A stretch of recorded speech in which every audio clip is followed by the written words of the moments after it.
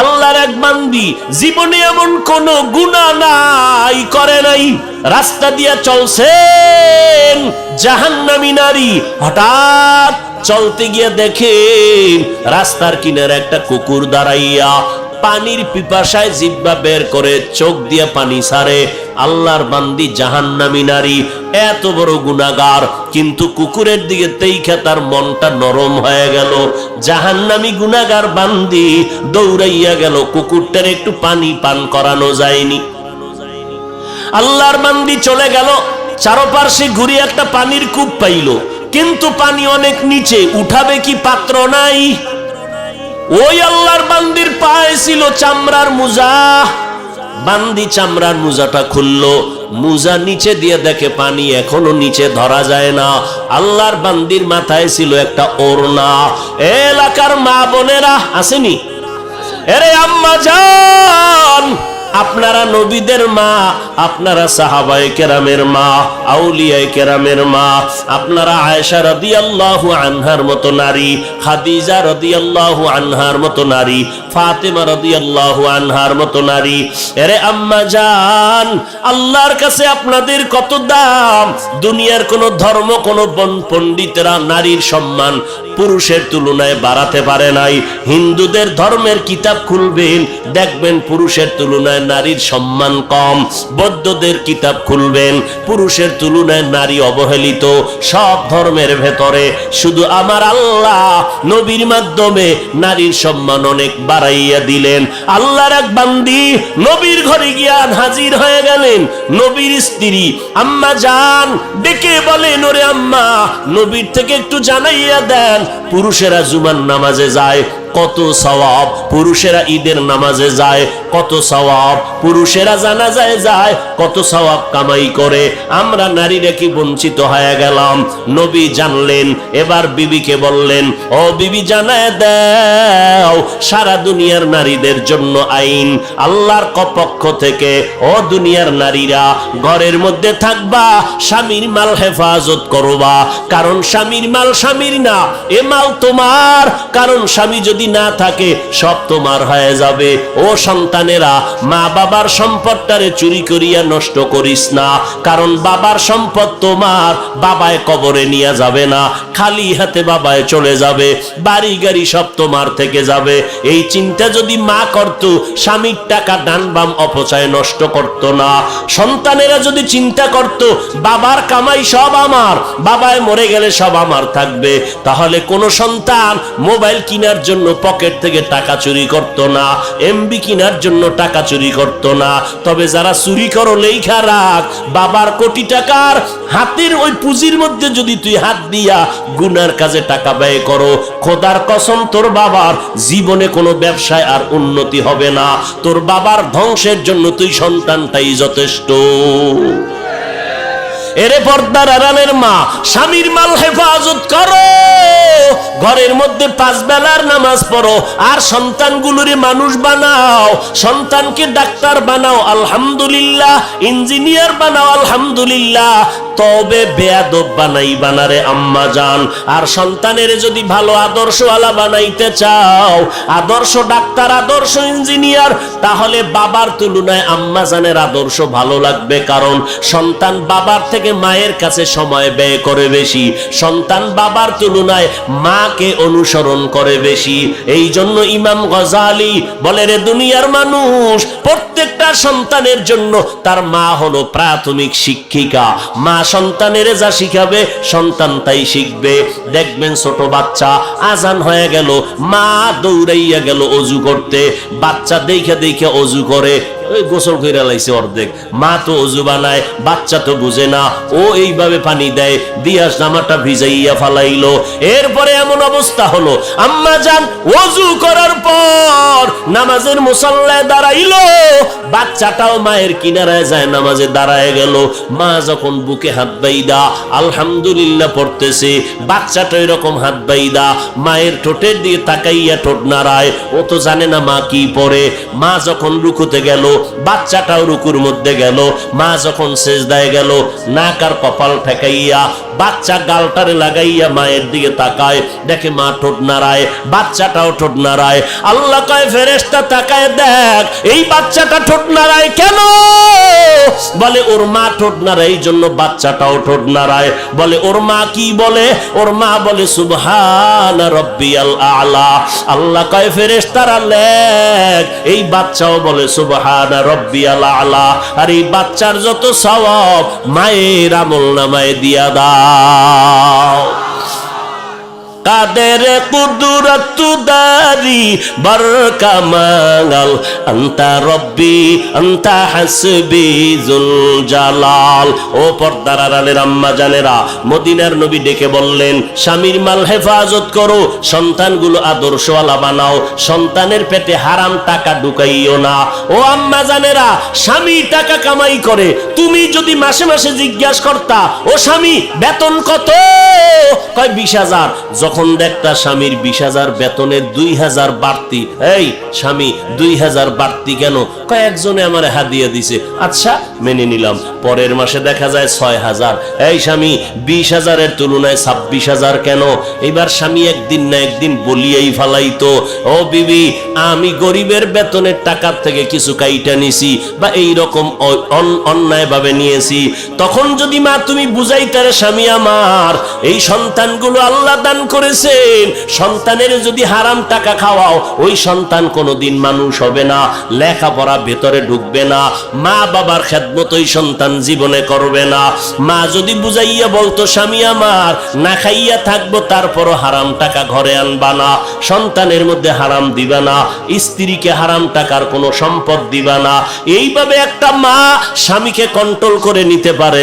ও আল্লাহর বান্দিরা, আল্লাহর নবী বলেন ঘরের মধ্যে থাইকা যদি 5 বেলার নামাজ পড়ো, পুরুষেরা জুমায় গিয়া ঈদগায় গিয়া জানাজা পড়িয়া যেই সওয়াব, নবী বলেন আল্লাহ জানায় দেয় নারী ঘরের মধ্যে গিয়াও যদি অন্ধকারে নামাজ পড়ো পুরুষের সমান সওয়াব আল্লাহ নারীদের দান করবে।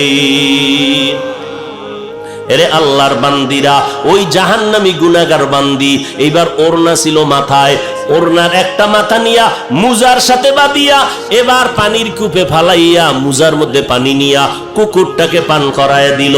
মদিনার নবী সাহাবায়ে কেরামদেরকে বলে, ও সাহাবায়ে কেরাম, ওই জাহান্নামী নারীটা যখন কুকুরটারে পান করাইয়া দিল সাথে সাথে গাইবি আওয়াজ, এরে জাহান্নামী নারী তুই কুকুরকে পান করাইছো পানি, এটা ছিল তোর মাওলা পাকের মহব্বতে। এরে নারী শুনিয়া লও, এই খেদমতের বরকতে তোর জীবনে সব গুনাহগুলো মাফ করে দেওয়া হয়েছে। আতিনা ফি দারে দুনিয়া না হাসান, আতিনা ফি দারে উকবা না হাসান। এর যুবক আল্লাহর গোলামেরা, ও বৃদ্ধ বাবাজি কয়দিন আর বাঁচবেন? কই ঢাকা যমুনা গ্রুপের মালিক কই?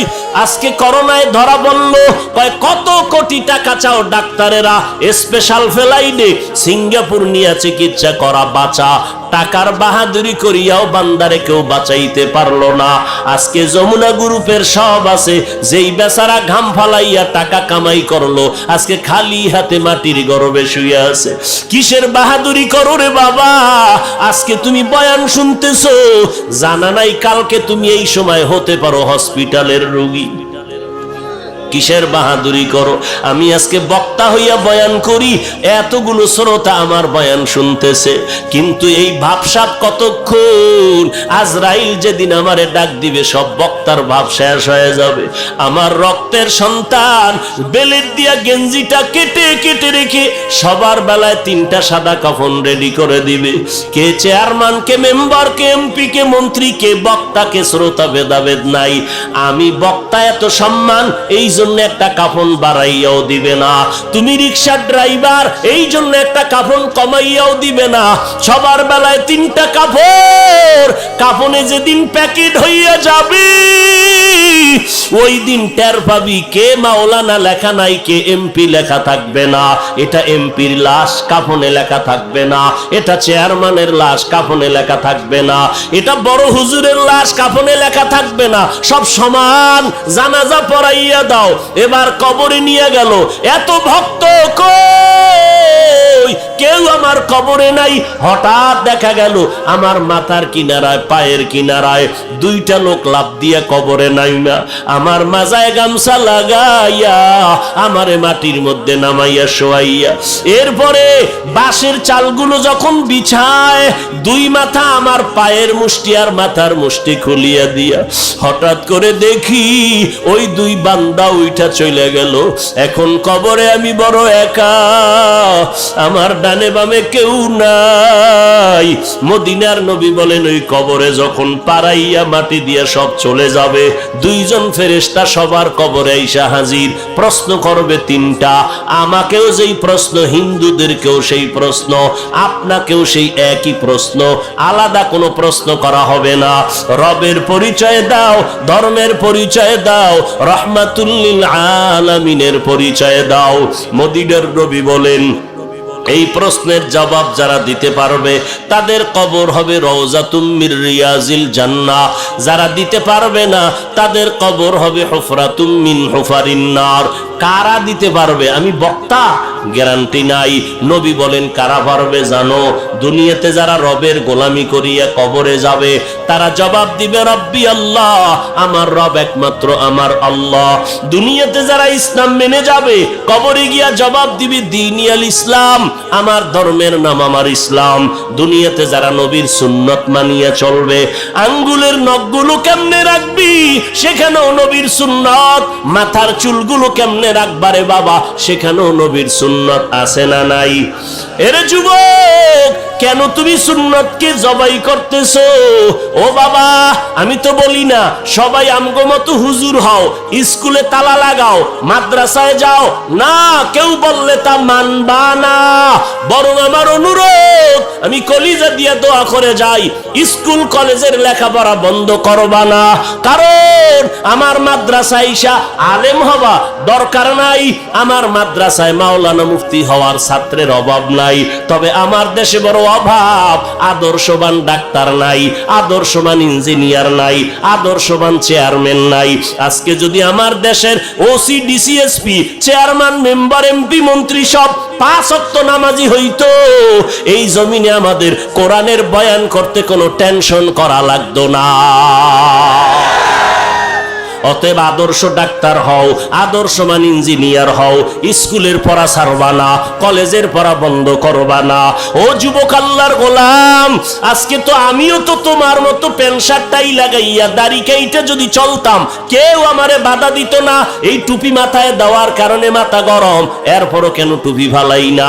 দাড়ির কারণে যৌবনের ভাব চলে যায়, এরপরও কেন দাড়ি কাটি না? লম্বা জামা পরার কারণে যে আজকে শরীর গরম, এরপরও কেন সারি না? নামাজ বাদ দেই না। ও আল্লাহর বান্দারা, এর একমাত্র কারণ আল্লাহর কোরআন সত্য, নবীর কথা সত্য।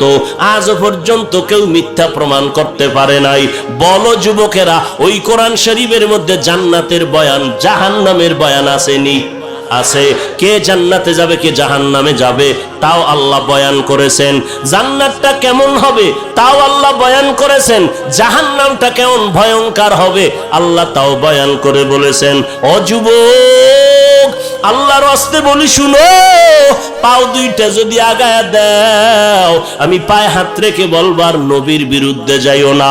স্কুলে পড়ো কলো বাধা নাই, কলেজে পড়ো বাধা নাই, চাকরি করো বাধা নাই, ব্যবসা করো বাধা নাই। তবে অনুরোধ বাবা, 5 বেলার নামাজ পড়ো, মা বাবার দোয়া নিয়ে চলো, আলেমের দোয়া নিয়ে আমল করো, বিরোধিতা করবা না।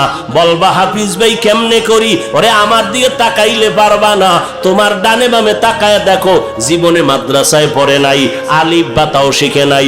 তোমার লাইনের যুবক স্কুল কলেজে পড়ে, 5 বেলার নামাজি আছে না নাই?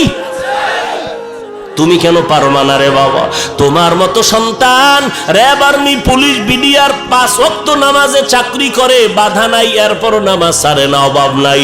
নিজেরে বুঝাও তুমি কেন পারবা না? ও আল্লাহর বান্দা, এমপি, মন্ত্রী, চেয়ারম্যান, মেম্বার, ওসি, ডিসিএসপি, অভাব নাই, 5 বেলার নামাজি, তুমি কেন পারবা না রে বাবা? আল্লাহর কোরআনটা কি মিথ্যা মনে করেছো?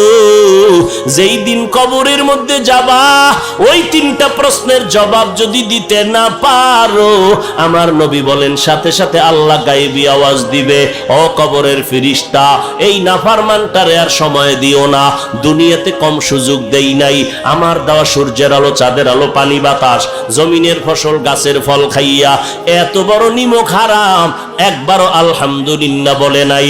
ওলামায়ে কেরাম পায়ে ধরিয়া নামাজের দাওয়াত দিত, নামাজ পড়ে নাই, এখন আর সময় নাই, তাড়াতাড়ি কবরের মধ্যে জাহান্নামের বিছানাটা দিয়া দাও, জাহান্নামের সাথে রাস্তা বানাও, একটা না দুইটা না 70 থেকে 99টা সাপ কবর ভরে যাবে। আমার নবী বলেন সর্বশেষ আমার আল্লাহ রাগান্বিত হইয়া কবরের মাটিকে ডেকে বলবেন, ও কবরের মাটি, এই গুনাহগার নাফরমানকে দুই পার্শ্ব থেকে জোরে জোরে চাপ দাও, এত জোরে চাপ দিবে পাজরের হাড়গুলো চুরমার হয়ে যাবে। ও যুবক, ও বৃদ্ধ বাবাজি, ও পর্দার আড়ালের মা, সূর্যের গরম সইতে পারি না, মশার কামড় সহ্য করে নিতে পারি না রে বাবা, গুনাহ নিয়ে যদি কবরে যাও, ওই কবরের মাটির চাপ আর জাহান্নামের আগুনের গরম কেমনে সহ্য করবা? যদি মনে করো পারবা না, এখনই তওবা করো, আর মনে মনে আমার মাওলাকে বলতে থাকো, দয়ার মালিক, এই ময়দানে আমার মতো গুনাহগার কেউ নাই রে আল্লাহ, গুনাহ করিয়া জীবনটারে নষ্ট করে ফেলেছি, আজকে থেকে তওবার নিয়ত করলাম, কোন দিন মরণ হয়ে যাবে জানা নাই, আজকে থেকে আর নামাজ ছাড়বো না, বেপরদায় চলবো না, মা বাবাকে কষ্ট দিয়ে গুনাহ করব না, ওলামায়ে কেরামের বিরোধিতা করিয়া জাহান্নামের পথে যাব না, ওলামায়ে কেরামের পরামর্শ নিয়া, যারা আহলে হক এদের পরামর্শ নিয়ে চলবো। আহলে হক ওলামা কেমন? যাদের বয়ান শুনলে চোখে পানি এসে দিলটা নরম হয়, বেআমলওয়ালারা আমলওয়ালা হয়ে যায়, এমন ওলামায়ে কেরামের পরামর্শ নিয়ে চলো রে বাবা, মরিয়া গেলে যাবা, আর কোনো দিন নামাজ ছাড়বা না। হায়াতের মালিক আল্লাহ, রিজিকের মালিক আল্লাহ, ইজ্জতের মালিক আল্লাহ। আল্লাহর মোহাব্বত যদি থাকে তবে সবার কপালে তওবা নসিব হবে না, কারণ 13টা বছর আবু জাহাল বয়ান শুনিয়া নবীর কালেমা পড়ে নাই। এই জমিনে এমন কিছু শক্ত অন্তরওয়ালা থাকবে, কোনো বয়ানে তাদের দিলটা নরম হবে না, চোখে পানি আসবে না, কিন্তু এই ময়দানে এমন কিছু নরম দিলওয়ালা যদি তওবা করিয়েই ফেলে, মরিয়া গেল নামাজ ছাড়বো না, বেপরদায় চলবো না, দাড়ি কাটবো না, নামাজ ছাড়বো না, মা বাবার সাথে বেয়াদবি করবো না, ওলামায়ে কেরামের বিরুদ্ধে যাব না, আহলে হক ওলামাদের পরামর্শ নিয়ে নেক আমল করবো, আল্লাহর মোহাব্বত নিয়া তওবা করার যদি কারো অন্তরে খাঁটি ভাবে নিয়ত থাকে, দুর্বলতা মুনাফিকি না থাকে, খাঁটি তওবার নিয়ত যাদের আছে, শুধুমাত্র তাদেরকে বলবো দুটো হাত আল্লাহকে দেখাইয়া দাও। আল্লাহ সবার হাত কবুল করে নেন, আমাদের তওবা কবুল করে নেন, তওবার উপরে মজবুত হইয়া চলার মতো আমাদের তৌফিক দান করেন, আমিন। আলহামদুলিল্লাহ। আমার সাহাবায়ে কেরামদের নিয়ে বলবি, ওমরে ফারুকের ভণ্ড বলবি, মুয়াবিয়ার বিরুদ্ধে বলবি, সাহাবায়ে কেরামের বিরুদ্ধে যদি বলো, এক বিন্দু রক্ত দিয়া হলো ময়দানে তোর বিরুদ্ধে আন্দোলন চলবে, বিচার না হওয়া পর্যন্ত আমাদের কোনো চুপ থাকার অপশন নাই, কোনো ছাড় নাই।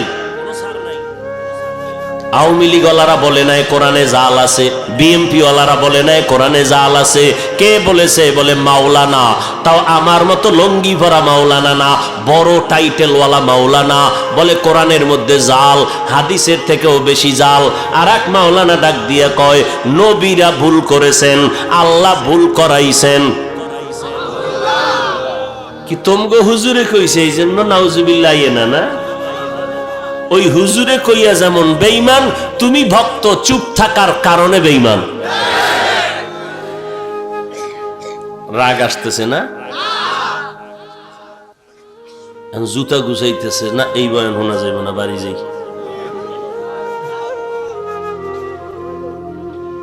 এই যুবকেরা, মরা লাগবে না? কোন পিসাব তোর সাথে যাবে? পিসাবের এত অন্ধভক্ত কেন? পীর বুঝি না, ওস্তাদ বুঝি না, আল্লাহ এবং রসুলের লাইনে যে থাকবে তারে মানবো, যে থাকবে না তারে মানবো না।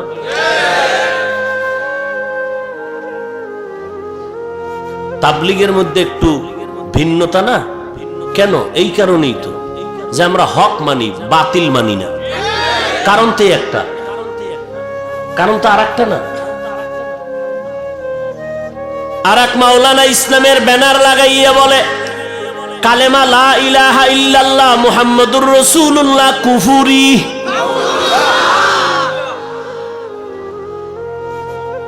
কি নাই? আল্লাহ হেদায়াত দান করেন। এরে আল্লাহর গোলাম সাবধান। এই জন্য নবী বলছেন সাবধান। ১৫০০ বছর আগে বলে গেলেন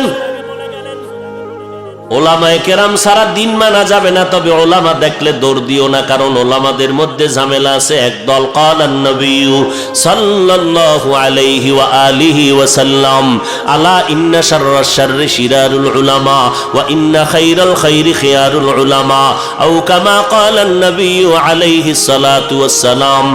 পয়গম্বর বলেন সাবধান উম্মতেরা, জমিনের মধ্যে একদল নিকৃষ্ট হবে, চূড়ান্ত খারাপ হবে উলামা, আবার একদল ভালো হবে তাও উলামা। যেই আলেমরা খারাপ হবে এদের মতো খারাপ কোনো গাঞ্জাখোর হবে না, কোনো সুদখোর হবে না, কোনো মদখোর হবে না।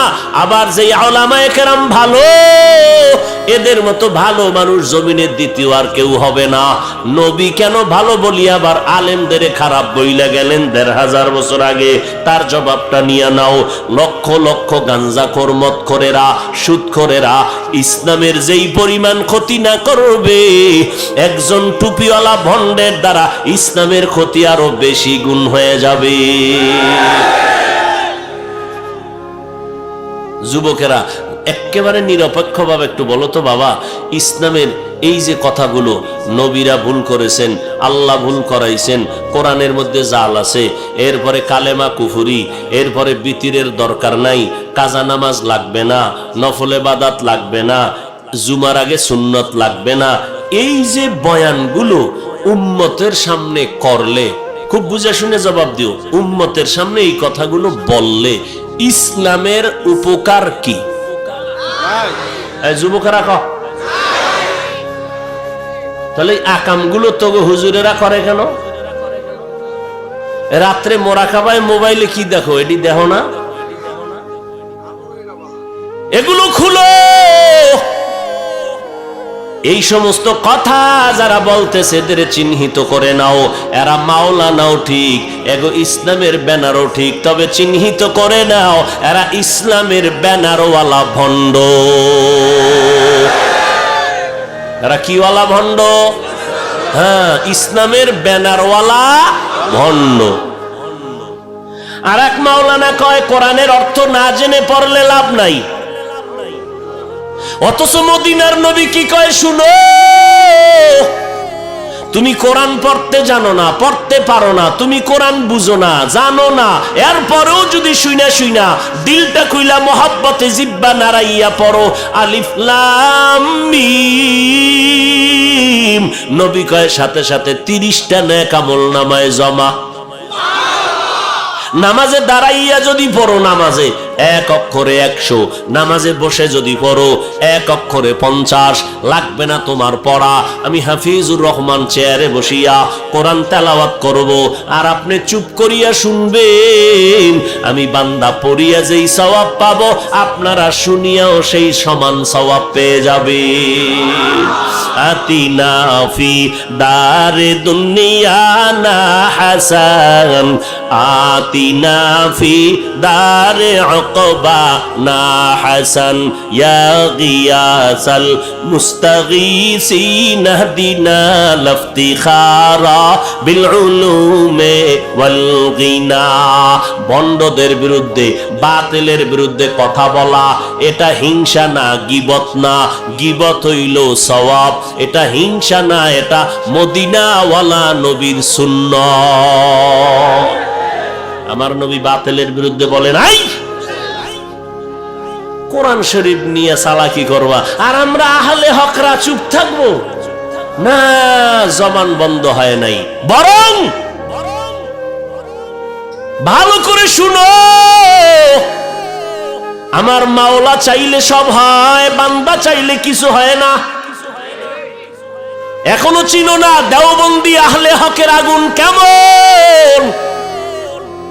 নমরুদ্দা চাইছে ইব্রাহিম নামের সন্তান যেন না আসে। আল্লাহ কয় আমি চাই আসবে ইব্রাহিম, তোর বাপেও ফিরাইতে পারবে না, অন্যের ঘরে না, তোর নাকের ডগায় ইব্রাহিম রে পাঠাবো। নমরুদ্দারটা হয় না, আমার আল্লাহ চাইছেন তাই হয়ে গেছে। ফেরাউন বেঈমানের বাচ্চা চাইলো মূসা নামের কোনো বান্দা আসবে না, আমার মাওলা চাইছে মূসারে তো পাঠাবো, তোর ঘরের টাকা দিয়া খাওয়াইয়া বড় বানাবো। ফেরাউনেরটা হলো না, আমার মাওলারটা হয়ে গেল। গৌর গোবিন্দ চাইলো এই জমিনে সিলেটের শাহজালাল থাকবে না, মাওলায় কয় থাকবে, ওর দ্বারা কালেমার পতাকা উড়াবো। গৌর গোবিন্দ ধ্বংস, শাহজালালের পতাকা উঠে গেল।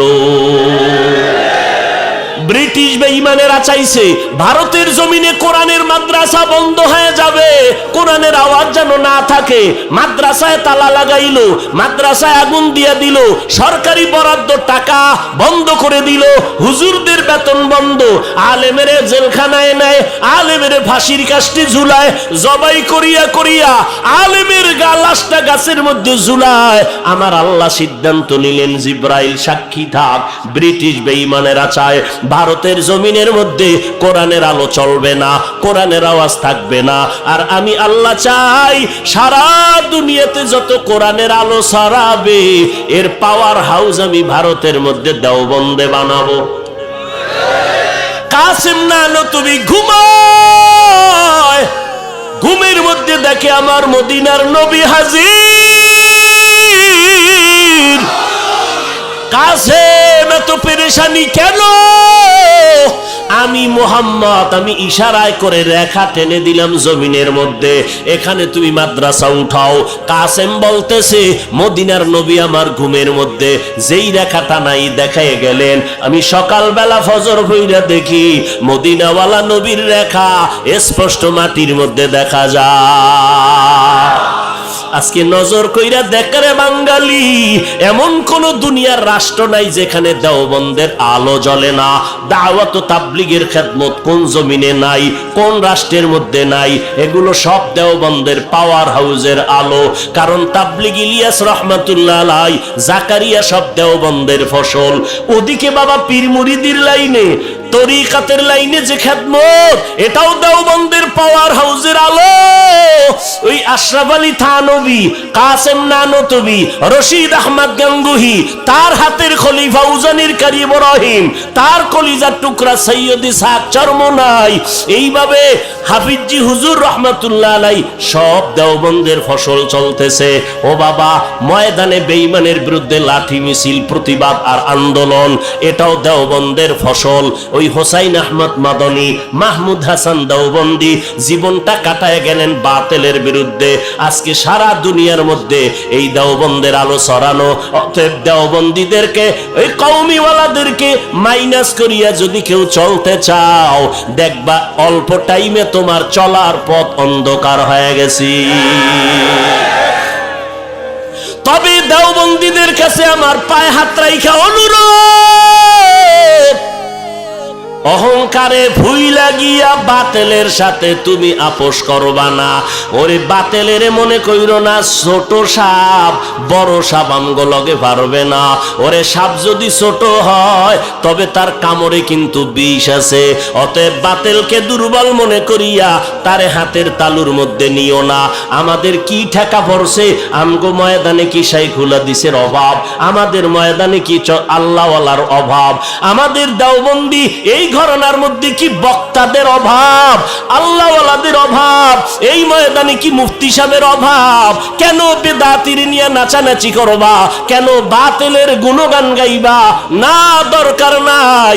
বাতিল যদি আসে, হকের ঝান্ডা নিয়ে আসো, বুকের সাথে বুক লাগাইয়া ধন্যবাদ জানাবো।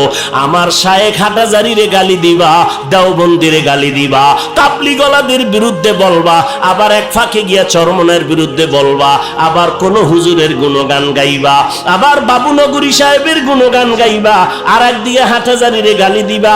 অর্থাৎ একদিক দা লাথি, আর একদিক দা তুমি কান দইরা টাইনা মাথা লাগাইবা। আমরা এগুলো বুঝতে বাকি নাই। তুমি সুবিধাবাদী বাতিল, এদের সাথে যারা আপোষ করবে তাদের অন্তরের অবস্থাও ভালো না। ঠিক কি না বলো?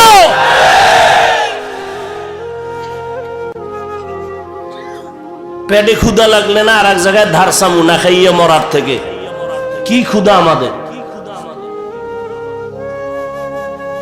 আবার হাদিস কয় বেদাতির গুণগান গাইলে আর সে আজিম কাফে। আবার বয়ান কয় বেদাতের হেদায়াত নাই। হায় হায় হায় হায়, হাজার নমরুদের জন্য এক ইব্রাহিম যথেষ্ট, হাজার ফেরাউনের জন্য এক মূসা যথেষ্ট। আপনি মনে করেন সব তাল মিলাইয়া না চললে আগামু কেমনে? আগানের ক্ষমতা তোমারে আল্লাহ দিছে না আল্লাহ রাখছে? এত টেনশন কেন? তুমি তাহাজ্জুদ পড়ো। বেঈমানেরা নাস্তিকেরা যত পেছনে পিছনে বলবে ফাটায় ফালামু, আল্লাহর কসম তাহাজ্জুদের কান্না নিয়ে দাঁড়াও। বেঈমান চোখের দিকে তাকায়া নত হয়ে বলবে হুজুর মাফ চাই।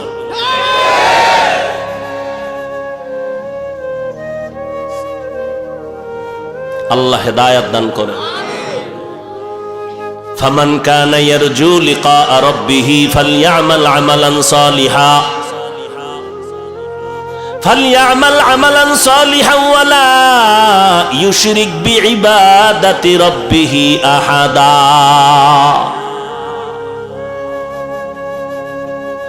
আল্লাহ বলেন যারা আমার সাথে মোলাকাত করতে চায় তাদের জন্য করণীয় নেক আমল। সবার কিন্তু নেকামল করার অর্ডার আল্লাহ দেয় নাই। আল্লাহ কাদেরকে দিছে? যারা আল্লাহর সাথে মোলাকাত করতে চায় তাদের জন্য অর্ডার নেকামল করো। কষ্ট হইতেছে না?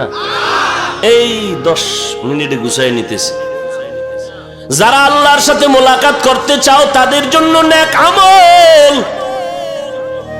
তবে নেক আমলটা করবা সাবধান, শিরিকের গন্ধ যেন না থাকে। মাওলার কাছে আমল যদি করতে চাও দুইটা দিক নজর রাখা লাগবে 100। একদিক হলো ইখলাস লাগবে 100%, না হয় কবুল হবে না। অন্যদিকে শিরিকের বিন্দু গন্ধ থাকলেও আমল নষ্ট হয়ে যাবে। তাহলে ইখলাস লাগবে, শিরিকের গন্ধ যেন ঢুকতে না পারে।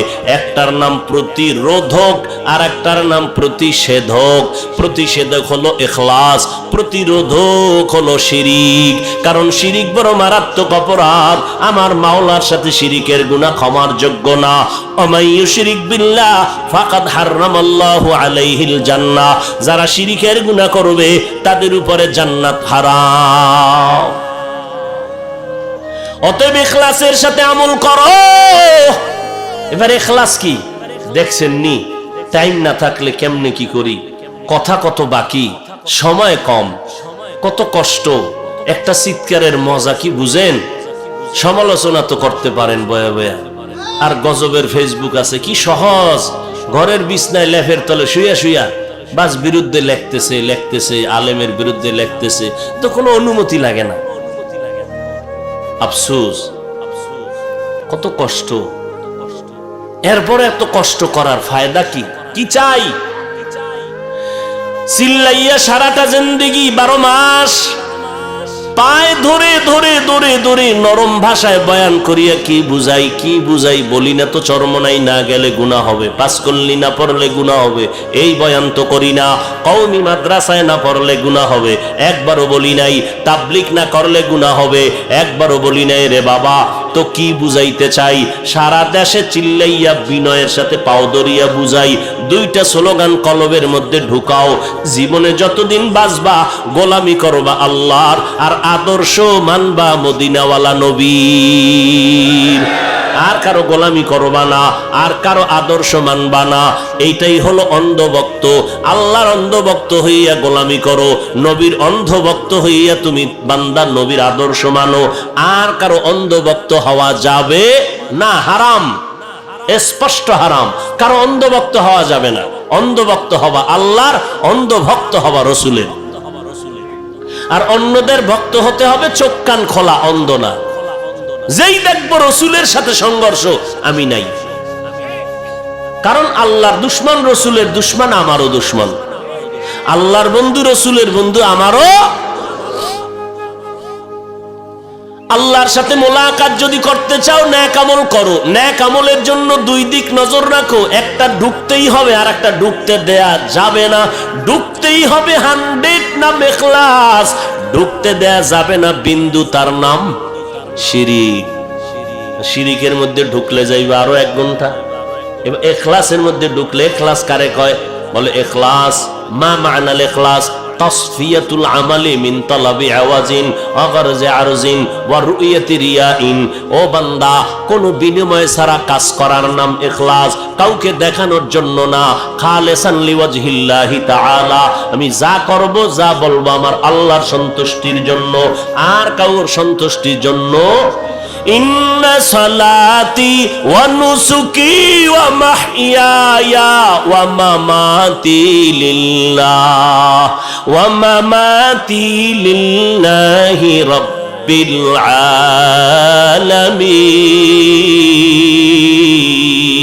আলামিন। আরো আস্তে করে বলেন। ইব্রাহিম নবী দোয়া করলেন, আল্লাহ আমার নামাজ, আমার কোরবানি, আমার বেঁচে থাকা, আমার মরে যাওয়া কার জন্য? আরো জোরে বলেন। আল্লাহর জন্য খানা খাই, আল্লাহর জন্য বয়ান করি, আল্লাহর সন্তুষ্টির জন্য বয়ান শুনি। ও বান্দা, কিসের বাহাদুরি করো? হায়াত কিন্তু শেষের দিকে। এই জীবনে কত যুবকের লাশ কবরে রাখলাম। কয়দিন আগে চিত্রাং নামের তুফান গেল, কয়দিন আগে বিদেশ থেকে আমার কলিজার যুবকটা টাকার বস্তা নিয়ে আসছে, জীবনের সব কামাই ঢাললো একটা বিল্ডিং এ, 2 তলা। 2 দিন পরে ঢুকবে বিল্ডিং এ, মাইয়া ফোলা নিয়ে আনন্দ। মাওলার সিদ্ধান্ত পারবে না। রাতে ঘরের বিল্ডিং এর কাজ চলে, অন্য ঘরে টিনের ঘরে ঘুমায়। খাটের মধ্যে আল্লাহর বান্দা যুবক, পার্শ্বে স্ত্রী, পার্শ্বে একটা কন্যা। তুফানের মধ্যে একটা বড় গাছ শিকড় শুদ্ধা উপরাইয়া এসে টিনের ঘরে পড়ল, বুকে চাপা লাগলো, 3 জন নাই। এই তো জিন্দেগি রে বাবা। ও যুবক, আমি যে এতক্ষণ বয়ান করছি, বলি না তোমরা চরমনাই যাও, তোমরা তাবলীগে যাও, নাইলে জাহান্নামে যাবা, একবারও বলি না।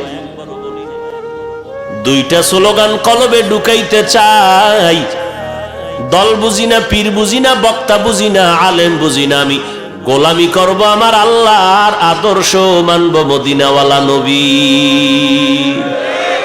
জিন্দেগি মে বন্দেগি তু করনা হে, जिंदगी में बंदगी तू करना है, जिंदगी में बंदगी शर्मिंदा है, जिंदगी में बंदगी शर्मिंदा है। आए थे हम कुछ न कुछ खरीदने को,